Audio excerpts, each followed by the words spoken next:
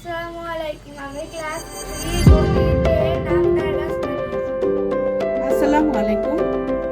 Class 3 অঙ্কে নামতার গাছ বানানো কিভাবে বানাতে হয় সেটা দেখে নিতে পারেন, তাহলে সবার উপকার হতে পারে।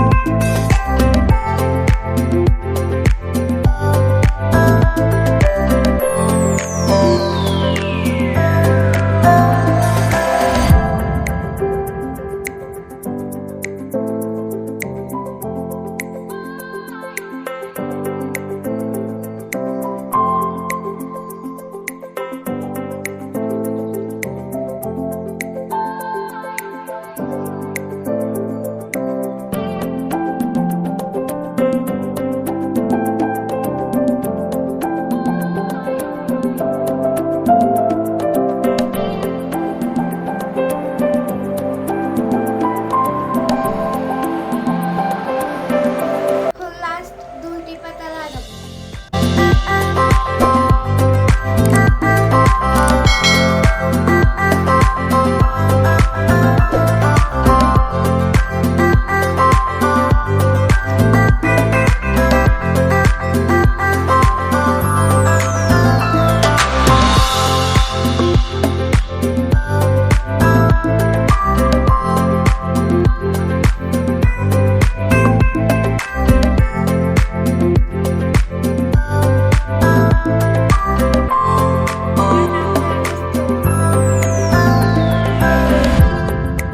হয়ে গিয়েছে আমার নামতার গাছ।